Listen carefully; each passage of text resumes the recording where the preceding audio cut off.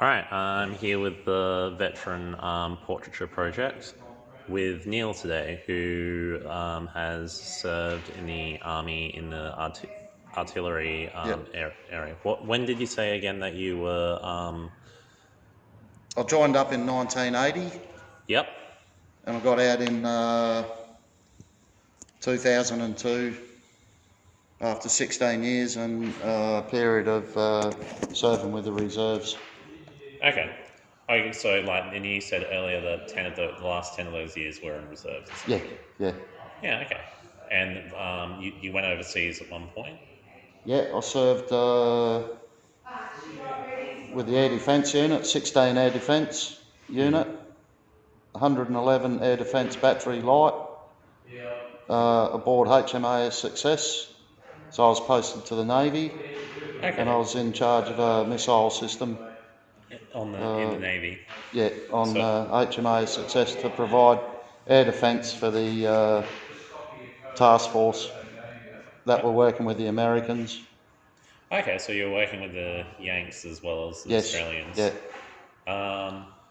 And you were talking about earlier that it takes many people to it essentially takes an entire team to man an artillery unit. So It's probably, depending what gun, you could have 5, you could have 7.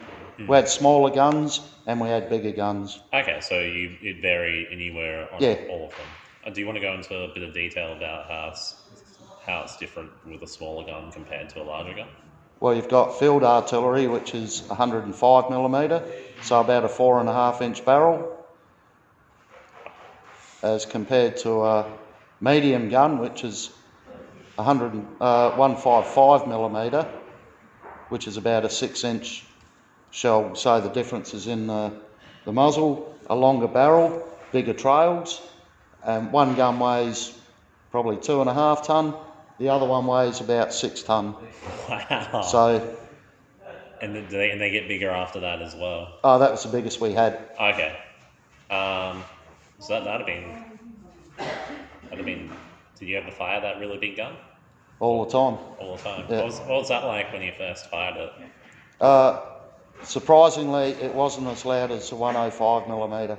So the larger one was quieter than the small one? Yeah, That because is- it has a muzzle brake where all the noise goes out to the side, whereas the 105 came back and the noise was right near you, Okay. 4 foot from. That is actually surprising. So So it's a lot bigger bang there on the when smaller you were one. firing the larger one for the first time after you fired the smaller one, you were expecting it to be even louder. Yeah, and it was and just you were pop. like, It was like a pop, oh. whereas the other one was a bang. So Yeah. So let's see. So there was, and you said one of the important parts of being part of the artillery crew was that you're able to work together with your comrades. yeah, you had to get on as a team because it's what's called a crew served weapon. So you're part of a gun crew. You might be together for 9 or 10 weeks out in the middle of nowhere. So you had to get on. Yeah. You know. And there was no bickering ever. Oh, there was, but not you know. Anything like when you needed to fire the artillery, that all went to the side. Yeah, precisely. Yeah. But it's like any close living. You imagine living with 5 people in one house and not going outside for. Yeah, there's bound to be some. You know what I mean? So yeah. There's going to be a disagreement at one point or another. If there isn't, it's. And the thing is, it's like you might be awake for 2-3 days at a time with no sleep, so everyone's tired, everyone on edge, and everyone's getting on each other's tits, So, yeah, we had the odd scuffle, but nothing too much. Yeah, so even on because one of the things I found interesting that you brought that up, because that's something that I've heard mentioned to me before, is that you have to be able to stay up for days on a time. Yeah, well, you might be on a big exercise, moving, supporting other troops, move. And you have to be constantly working through those 3 days as well. Yeah, you're constantly moving or Oh wow! or digging in. Digging in. Can you go into detail about that? Well, you've got to dig a personal weapon pit, Okay. 6 foot long by about a foot deep. Oh, So it's just a personal weapon pit called a shell scrape. okay, and that takes a bit to dig out. And you got each gun crew carries picks and shovels on the truck for Yeah. digging. Sometimes you might have to dig the gun into a big pit, or your vehicle, you might have to dig that in a bit Okay, so and sometimes, camouflage it all up, you know. so sometimes the artillery will have to be digged into a pit essentially, and then you have to Yeah, well, camouflage. they used to have what was called a fire support base, so the guns would actually, a bulldozer would come in and dig the big pit, the gun would roll in and be protected all around by soil. So Okay, that so was, you've only got the barrel that. yeah, so the barrel would just poke up and it was all camouflaged. Okay, because you That talked was about for, netting before as well. Was that part of the camouflage? yeah. Okay, and then that would have like Camouflage net is just a big net and it's got like dangly bits coloured in green and brown and sandy tones, you know, it blends in with the surrounding area, trees. which I'm guessing you have different ones depending on the. Yeah, on the terrain, yeah. Hmm. Yeah. The later nets were reversible, so if you're in the desert, you use that side that was all brown. If you're in the jungle, the other side was all green. Oh, okay, that's So quite it was, clever. That's quite clever that they did that. that was only on the later. A lot of it we used to just put like twigs and Okay, from the surrounding yeah, area. called local camouflage. So you'd use whatever. You might chop a branch off a tree and stand that up against a gun, you know, just to break up the outline of it. Ah, yeah. So it looks like then from so it's mainly to Yeah, so you can't pick a shape in the distance; it's broken up. because when you're up close, I'm guessing you'd be able to tell. Or Yeah, if you got a good eye, yeah, we used to cam them up pretty good. yeah, but you would have to have a really good eye, know what you're looking for, Yeah, oh yeah, type of thing. Like, would you be able to notice someone else on if there was two artilleries in like a close vicinity of each other on the same side, would you be able to spot ally camouflage ones, or would you still have trouble doing that? oh you still have trouble. Yeah. Okay. The old adage was, you don't look at things, you look through things. So you try and look through the tree. If you Okay. think you can see a bit of a shape that doesn't belong, you look through it. Try and look through it, Okay. and then you might pick up something, bit of movement, you know, That's what from you're the looking soldiers at for. walking around. Yeah, that's what you're looking for. So Movement. So more so than the Yeah. actual. yeah, but actually the camouflage will break up the actual shape of what you're looking for. So you're not looking at a gun with a barrel out in the open like that. That would actually be there. You'd have trees, you know, like all sticking. Okay, so the artillery. Up and I'm just trying to bushes and just trying to describe it for the people Cam listening. nets. So your cam net goes over the gun, and then you stick it up on poles so you can walk around underneath. I've got a photo here of cam. Yeah, I'm thinking of like the people listening won't be able to see the photo. Yeah. So There's it's a camouflage net. okay. So you've got 6 blokes and a gun working under that, and it's all held up on poles in the air, and then the gun barrel sticks through So from underneath. it kind of works for people listening. Is it's like one of those trapezes sort of things. It's just like a blanket over the gun that's held up in the air With with poles. vegetation and stuff thrown over it. Yeah. So from a But distance. it's a net. It's not a blanket. Yeah, and there's like a gap in between as well. Yeah, so there's a little net set up. Yeah. Fascinating. So you can see all the holes in it, so you can poke stuff through. Yeah, so you can poke the like Yeah. artillery gun. No, so you can poke bits of branches and stuff to break up the shape. Okay, and they would like retract back afterwards as well. You take the poles down, and then you roll it up. And then you put it back on the truck. And then you put it back on the truck Okay. the next And time. from what I'm hearing from how the artillery unit operates is that the truck would have been with you most of the time or close by. It used to go off position, so they'd drop the gun, Yep. the truck would drive off the position into what they call a hide, and they would camouflage the truck under the trees, Okay. and then the truck driver would run back and help on the gun. Okay. And then we'd have to cam up the gun because all the stores out of the truck would be on the gun. So it's like you have to have two separate locations to hide Yeah, things. now they don't worry about it, they just keep the truck on the gun position. Okay, so why the change of logic of like keeping the gun and the truck together these days? I think the main reason is if you got to bug out quick, they don't have to run down and do it themselves. You know, there's 7 blokes to help you with the truck camouflage. Okay. It doesn't matter if you got a little bit of camouflage or 2 things camouflaged together, you know what I mean? Yeah. So they found out it doesn't make much of a difference. yeah, it was mainly for speed, I think. It's a Okay. big job rolling up a 40-foot cam net by yourself. They're heavy. They're pretty heavy. Don't imagine it would be the most fun experience of one's No, life. it's not. So, but now they just keep it on the gun position. Yeah, so you just pack up it all at one time, essentially. But they're using smaller vehicles too now. So that makes a difference as well, Yeah. because before they would have used Yeah, they're bigger using a lot smaller vehicles, not big trucks now. Okay, So, that's obviously advance in technology, yeah, so they can get away with it now. yes. All right. The other thing that kind of sparked my interest that we were talking about earlier is how you carry your rations, and it's different if you have Okay, like you've got a piece of equipment called webbing. So it fits over your shoulders with straps and it does up around the belt, around your stomach. So you've got your ammunition pouches, you've got your water bottles.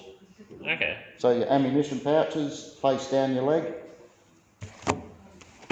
So your ammunition pouches face down your leg, your water bottles are on your hip Yep. with either a rope and a bayonet or a knife, whatever.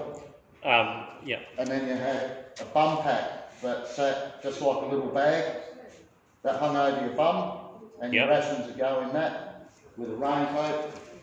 It's only about 1 foot long by about 8 inches wide, and you could fit your rations in there and a raincoat and then just strap it up.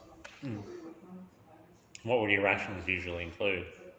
Well, you had 1-man ration packs, which are 24-hour, and they had 4 different menus. So you had an A pack, a B pack, a C pack, and a D pack. Okay. Mostly were all the same. You had chocolate, fruit, little tins of fruit, little tins of jam, or little tubes of jam, biscuits, dry biscuits. Your different packs had different meats in them, like bully beef, corned beef and cereal.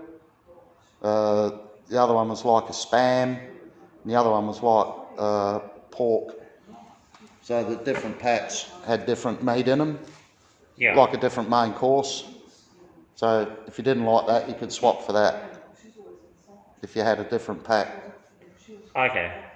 Okay, so would you choose your pack before you go out, or No, they just throw them to you. There you go. So one day you might have like chocolate, the next day you have jam. Or it depends, if you had to go down the Q store, they might give you, I liked A packs because they were the best ones. Okay. So I always try to get an A pack for myself, Okay, so because what was in the A pack? That was the corned beef. Corned beef. Yeah. And that was the best one. Yeah, I reckon that was probably the best one. Still wasn't as great as like a regular meal, but it was like better than. Oh no, it's terrible.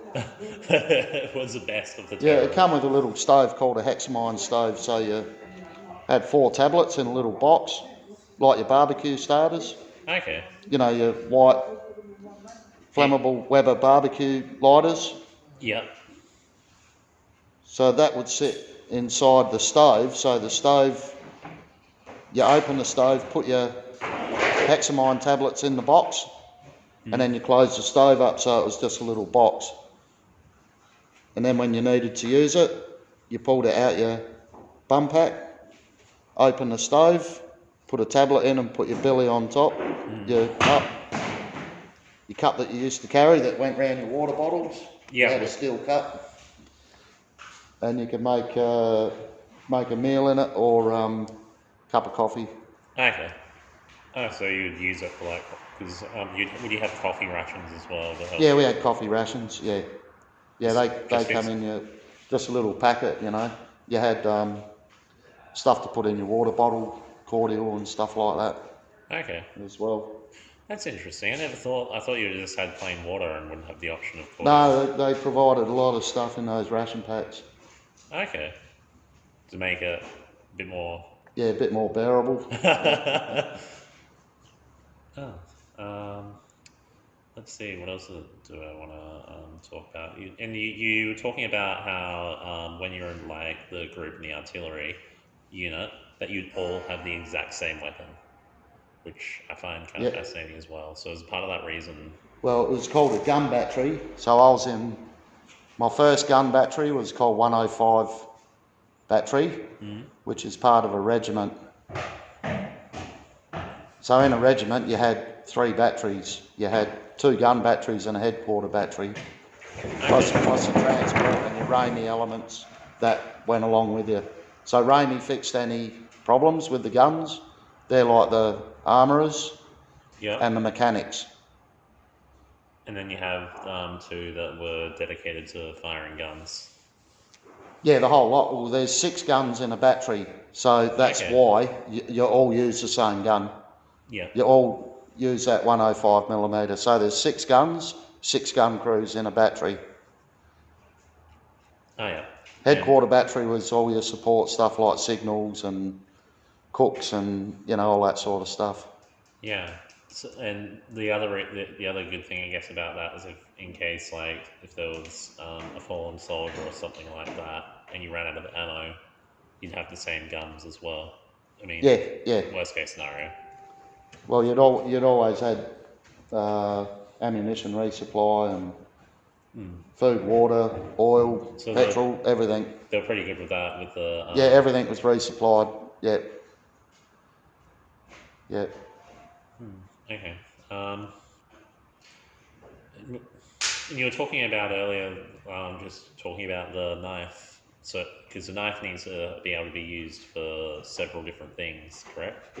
Yes. So, because it'd be good enough for combat if the situation came to that. Yeah. Or, there's a difference between a knife and a bayonet. I used to carry a knife. Yeah. Like for what's called a clasp knife, and originally they were used for. It was a spike on one end. You pull it out and a spike, and the other was just a blade.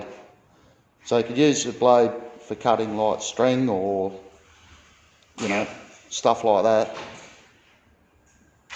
The prong on the end, it was a sharpened prong. So they used to use that. Originally, the clasp knife was designed in just before World War One to get the stones out of a horse's hoof. Oh. So, but then they used them for untying knots, like in the Navy. Oh, the big hard knot, they could put the little spike in and then make the knot looser so they could undo the knots. Which you found useful for the artillery because you needed. We had to cut stuff all the time. Tape, string. The canisters used to come wrapped up in tape. Sometimes you had to cut the tape. So it's just like a pocket knife. That's what I used to carry. Yeah, but you wouldn't really use it for combat or anything like that. No. Yeah. No. But I guess you've got the guns, so. So what you're referring to is a bayonet which fitted on the end of your rifle. Okay. And you could use that hand-to-hand combat to stab someone. If needed. If needed, yeah. Okay, well, we've talked about... Let's see how long the... If you want to see what I'm talking about, what I'm actually talking about, Have you got Prime at home? No, I've only got like Netflix. Oh, okay. I think that should do for the interview though. I think that's Yeah. covers a lot of things. I just got to stop the interview. All right, thank you very much. There is a series on